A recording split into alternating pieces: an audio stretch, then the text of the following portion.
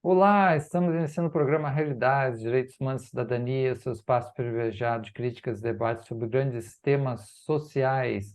Hoje a gente conversa sobre um ponto central dos direitos humanos, os próprios direitos humanos, a valorização, importância dos direitos humanos. E para isso nós convidamos a professora Maria José de Matos Luna, que é presidente da Comissão de Direitos Humanos da Helder Câmara, da UFPE, faz parte também do espaço que eu também faço, que é o Espaço Diálogo e Reparação, e uma militante também nessa área pesquisadora, né? Seja bem-vinda, professora Maria José. Eu gostaria de iniciar perguntando para você um pouco essa avaliação dos últimos anos dos direitos humanos. A gente viu ataques de ódio aumentando, certos discursos, e até uma perseguição, às vezes até oficial, né, anos anteriores ali, maior, em relação aos chamados direitos humanos. Então, como é que você vê isso? Se há uma possibilidade de transição disso a partir desse novo período, desse novo governo também. Bom dia, Marcelo.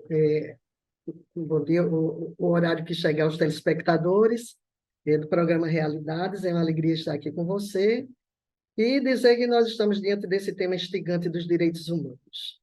Não podemos falar dos direitos humanos sem relembrar a Declaração Universal dos Direitos Humanos, que foi sempre essa resposta, não é, à violação da dignidade e dos direitos básicos que ocorreu, não é, a declaração durante a primeira metade do século XX, não é, 1848, e veja que isso aconteceu nessa época em que nós tivemos Primeira Guerra, tivemos Segunda Guerra mundiais, tivemos a ascensão do nazismo, tivemos outros governos fascistas no mundo, e na prática isso significou, já naquela ocasião, a restrição da liberdade de ir e vir, de se expressar e de viver.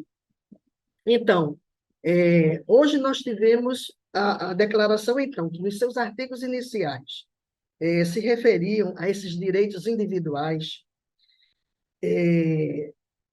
Ela também já dizia desde o início ser contra a tortura. Estou dizendo isso porque mais tarde eu vou tocar novamente nesse assunto. Pois bem, então, hoje o que é que nós temos? Nós temos um retrocesso dos direitos humanos. Quando você pergunta sobre essa violação dos direitos humanos na atualidade, significa exatamente dizer que esses direitos que são garantidos pela declaração, como a igualdade de acesso, por exemplo, aos direitos sociais, políticos e jurídicos, nós vimos tudo isso prejudicados, né, nestes últimos tempos. Liberdade, por exemplo, de manifestação política e religiosa, tudo isso nós vimos como prejudicado. Do campo da educação, especialmente, nós tivemos uma grande desordem nos últimos tempos. Se você observar, a taxa de analfabetismo, que já deveria ter sido superada, não é? Chegada a minimizada, pelo menos, nós temos, na atualidade, uma taxa de 11,3 milhões de analfabetos.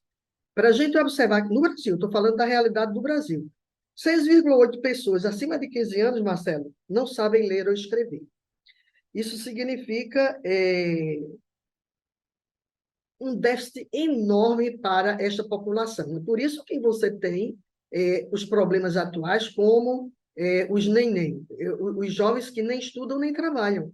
Ora, eles não são sequer alfabetizados, não é?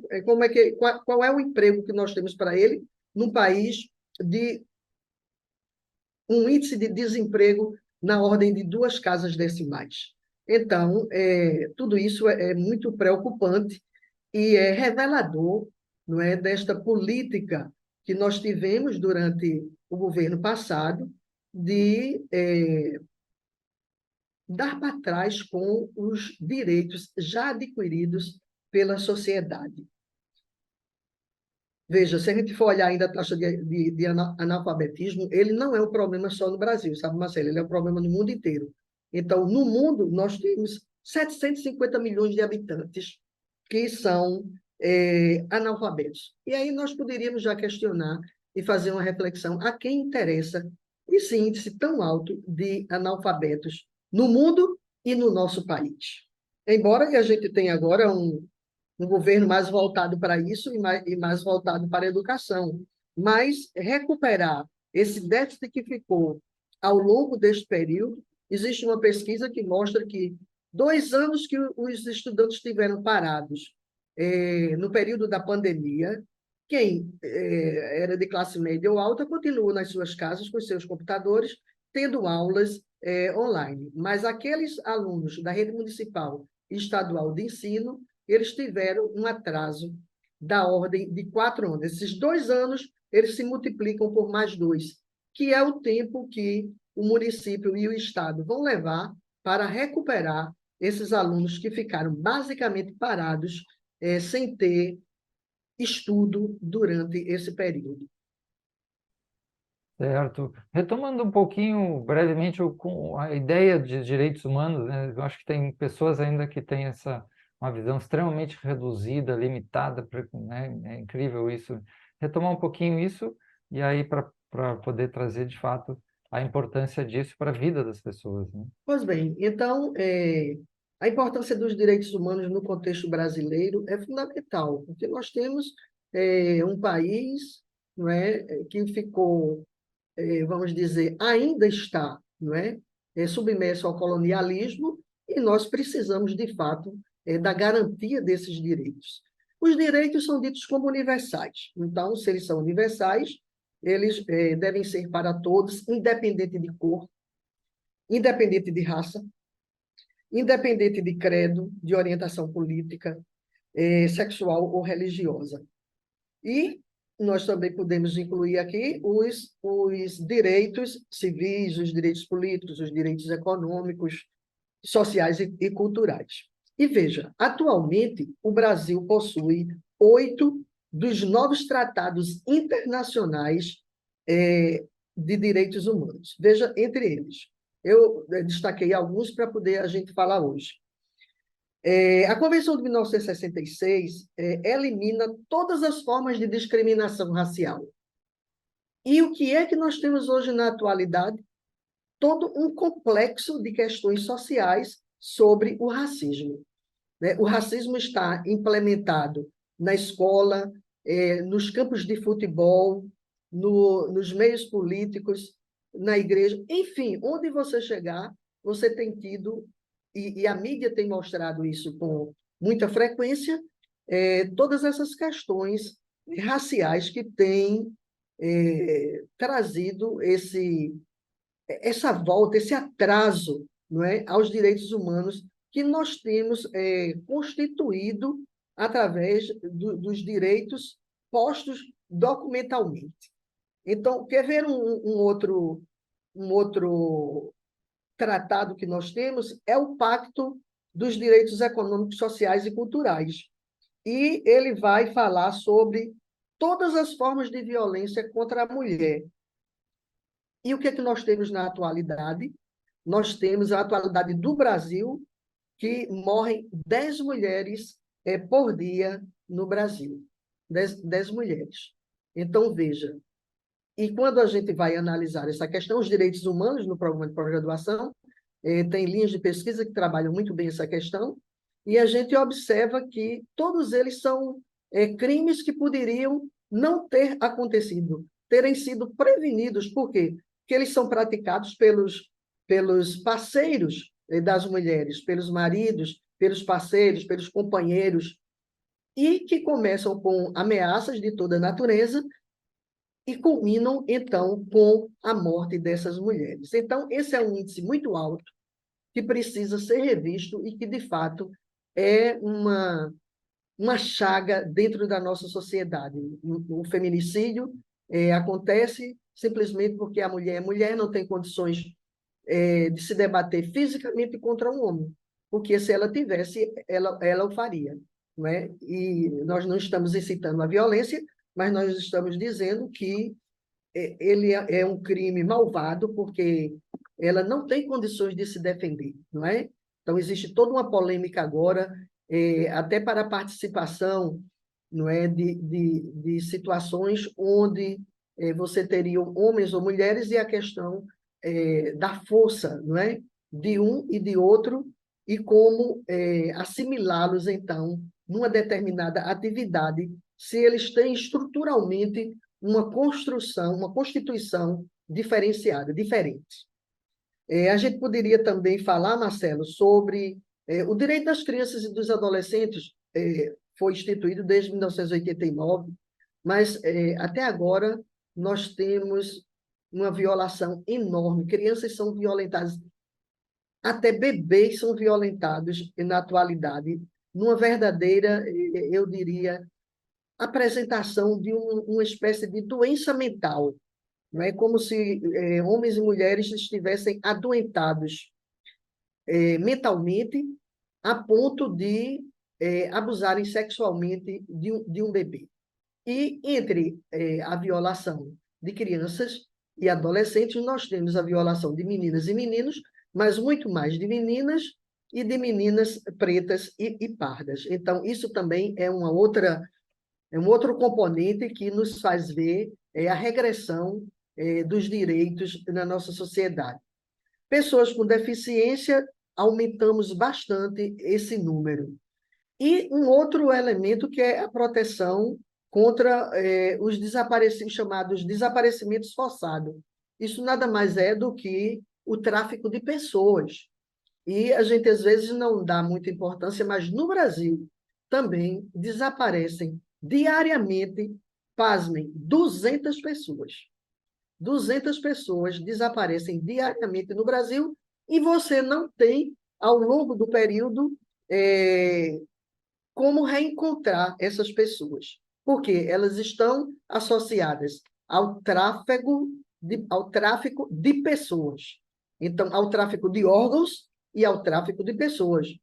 Na Comissão de Direitos Humanos, nós temos Fátima Lucena, que eu até, em outra oportunidade, se você puder convidá-la para o programa Realidades, ela poderia falar muito de perto sobre essa questão do tráfico de pessoas, que é uma questão muito séria no Brasil, que está ligada a pessoas de, vamos dizer, alto poder aquisitivo e que nós, da sociedade civil, não temos condições de esbarrar ou parar essa situação. Né? Ela precisa realmente de uma ação policial forte para que isto aconteça.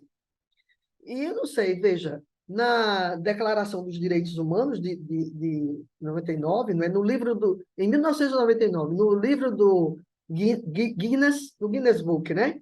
O livro dos recordes, há os direitos humanos, a Declaração Universal dos Direitos Humanos, ela foi traduzida, veja, para 298 línguas. E, atualmente, ela está traduzida entre línguas e idiomas para 501 traduções. Ou seja, ela se equipara, vou dizer a você, às traduções da Bíblia, que é um dos livros mais vendidos, não é? Então, a Declaração Universal dos Direitos Humanos, eu digo que ela ainda é o caminho para que a gente possa resgatar todos esses direitos que ficaram diluídos, não é? Ao longo, vamos dizer, desse último quinquênio e especialmente dessa última década, como tudo isso deu para trás. Então, essas são Certo. algumas, não é, que nós Uhum. exemplificamos dentro da sociedade que traz, não é, todo esse trauma Certo. para a sociedade. Os Pronto, vamos. negros, os pobres, os índios, não é? As Ok. crianças, os adolescentes, as mulheres, então os mais vulneráveis que são vítimas direta dessa proteção a qual os direitos humanos está se propõe. Ok, vamos fazer então um pequeno intervalo. Já voltamos a conversar sobre esse importante tema aí da valorização, importância dos direitos humanos. Professora Maria José de Matos Luna, da Universidade Federal de Pernambuco. Voltamos já já.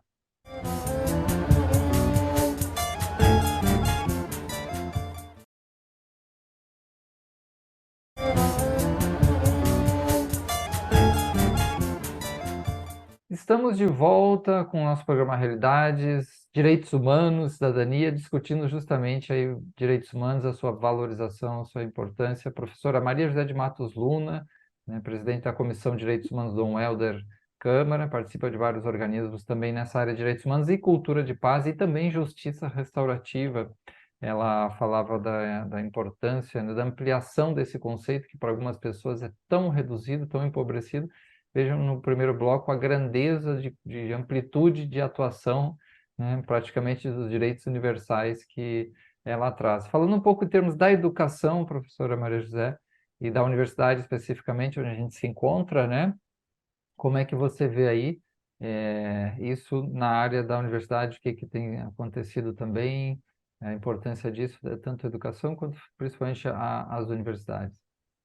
Marcelo, a universidade ela está bem engajada dentro dos direitos humanos. Nós temos na universidade a Comissão de Direitos Humanos Dom Helder Câmara, que está, inclusive, completando 25 anos, não é, neste ano, e traz assim várias programações, como lançamento de selo comemorativo dos Correios, como criação de vida institucional, publicação de fotobiografia da Comissão dos Direitos Humanos. Enfim, temos uma programação já posta, entre elas também a candidatura do padre Júlio Lancelotti, que vai receber o título, não é, de professor honoris causa pela UFPE, mas nós vamos entrar também com a candidatura do padre Júlio Lancelotti para o Prêmio Nobel da Paz. Então, veja que são 25 anos de trabalhos dentro da instituição. Uma delas que eu quero sempre ressaltar para toda a sociedade, para toda a comunidade, é que nós temos uma formação em direitos humanos que está posta na graduação, numa disciplina chamada Educar para os Direitos Humanos, que qualquer aluno de qualquer curso, ou mesmo qualquer membro da sociedade civil, pode matricular-se como uma disciplina isolada e ter os mais diversos temas abordados durante um semestre e um período com uma carga horária de 60 horas aulas. É uma disciplina extraordinária que, para quem não tem conhecimento, ela traz essa visão ampla dos direitos humanos e contribui bastante na formação da cidadania. Paralelamente a isso, nós temos o EDR, que é o Espaço de Diálogo e Reparação. O Espaço de Diálogo e Reparação está agora com a sua secretaria no Centro de Artes e Comunicação, sempre postos às necessidades da própria comunidade interna da universidade. Nós temos trabalhado com esses objetivos, né, da comunicação não violenta, então fazemos essa aplicação dessa metodologia da comunicação não violenta como uma prevenção, não é? Como preventiva e resolutiva de conflitos, esses conflitos dolorosos, não é? A partir de levantamentos de casos. Então, existem situações, existem instituições, existem locais onde você pode se dirigir, além da comissão de ética, além da ouvidoria, nós temos esses espaços específicos onde a gente pode trabalhar tudo isso. Eu quero dizer que na pós-graduação nós ainda mantemos a linha de pesquisa de justiça restaurativa e cultura de paz, que, por sinal, é muito bem procurada, é sempre bastante procurada, e eu fico muito contente, porque todos nós não trabalhamos nisso, e a justiça restaurativa, portanto, esse novo modelo de justiça, não é, indicadas por situações de violência, e que vai valorizar a autonomia e o diálogo, vai criar oportunidade para que as pessoas envolvidas no conflito, tanto o autor como o receptor do fato, os familiares e a comunidade, elas possam conversar, e entender a causa real do conflito, não é? A fim de restaurar, não é, essa harmonia e esse equilíbrio entre todos. Então, essa ética restaurativa, ela é a inclusão da responsabilidade social. E ela vai promover esse conceito de responsabilidade ativa. O principal objetivo do procedimento restaurativo é o de conectar pessoas, não é? Além dos rótulos de vítima, ofensor, não é? E testemunha. Então, ela vai voltar-se para a procura do amparo às vítimas e ao atendimento às suas necessidades. Então, dando esse papel, não é? Esse papel-alvo na condição das negociações do ponto de vista ou em torno do conflito. Por outro lado, não buscamos apenas a responsabilização do causador do dano, não é? Nós voltamos também para outras situações, não é? A situação de punição, enfim, é um trabalho extremamente bom, que já está, inclusive, introduzido dentro do judiciário, não é?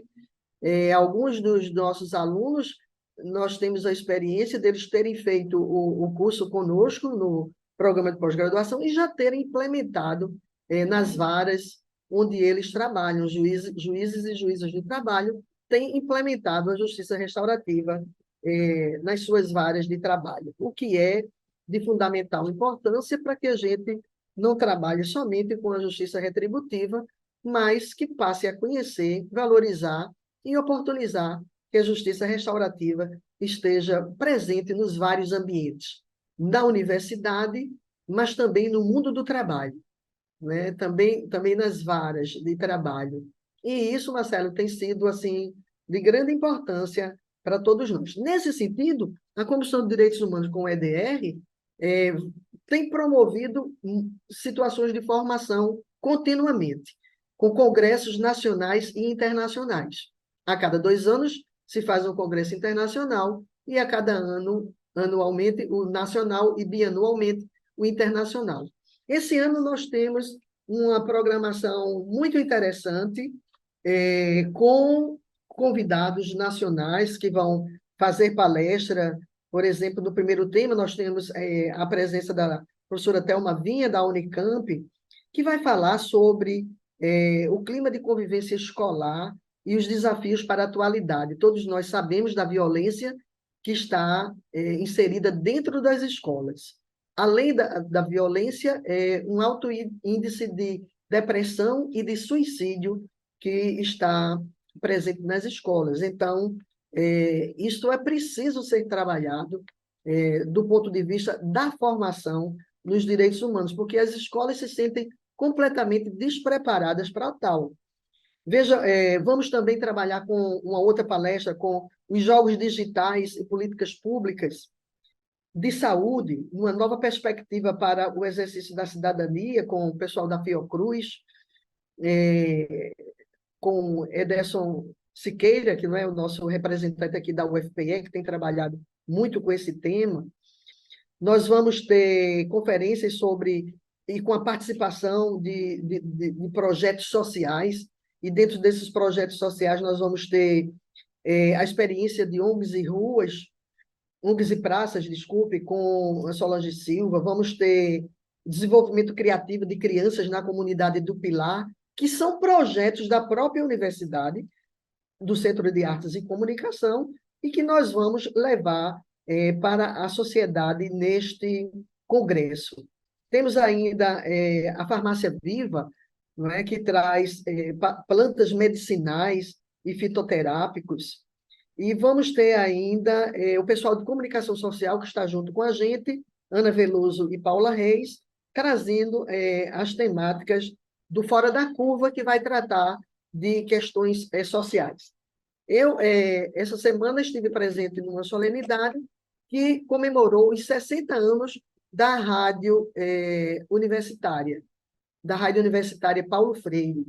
E foi assim um apanhado geral, o pessoal de comunicação fez um levantamento histórico da rádio e traz o reitor falou na ocasião que vai fazer a publicação naquela série que nós temos histórica para a universidade, já existe na universidade, que fala sobre esses órgãos importantes, não é?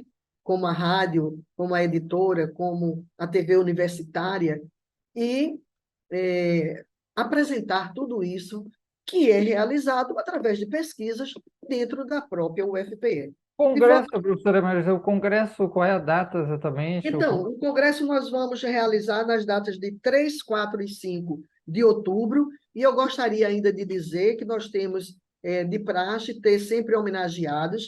Esse ano nós vamos homenagear a Aniele Franco, que é a ministra da Igualdade Racial, não é, que é bem, eu acho, bem prudente, não é? Cai bem para o nosso momento. Vamos homenagear o ministro dos Direitos Humanos e da Cidadania, Silvio Almeida, e vamos homenagear em memória Leocádia da Hora, que foi uma professora da casa que trabalhou bastante, não é? E deu uma grande contribuição aos direitos humanos e na luta pelos direitos humanos. Então, 2, 3 e 4 é gratuito a inscrição, você entra para apresentar trabalhos, você participa das conferências, você pode participar das oficinas que estão postas na programação, durante a manhã, oficinas, durante a tarde, as palestras, as conferências, e no final da tarde para a noite, as apresentações dos escritos com artigos científicos. Então, Certo, venham participar conosco. certo. Tem alguma pessoa procura na internet? Como é que faz assim? Procura pelo... Então, o site já foi divulgado, mas a gente pode divulgar novamente ou procurar através do 21 26 8397 todas as informações, mas está na plataforma Even 3, que vocês podem entrar e encontram rapidamente a programação do 5º Encontro Nacional de Direitos Humanos, Cultura de Paz e Segurança Pública. Eu gostaria também de lembrar que este congresso ele também abrange a 18ª Semana de Cultura de Paz. Então, isso significa dizer que se a Comissão de Direitos Humanos está completando 23 anos, veja, só 18 nós temos de Semana de Cultura de Paz na UFPE, onde se tentou alicerçar, não é, todos esses conceitos de paz e de cultura de paz na universidade. Muito bom. Então, o 5º Congresso, né, Nacional de Direitos Humanos, do FPE, procure por esse, vai encontrar com certeza aí a divulgação já nas redes, né? Muito obrigado, então, à professora Maria José de Matos Luna, presidente da Comissão de Direitos Humanos Dom Helder Câmara da UFPE, né? Faz parte de toda essa movimentação aí ligada à cultura de paz, direitos humanos, ao mestrado de direitos humanos também, discutindo com a gente a questão da valorização e a importância dos direitos humanos hoje. Obrigado a todos e até a próxima. Obrigada, Marcelo.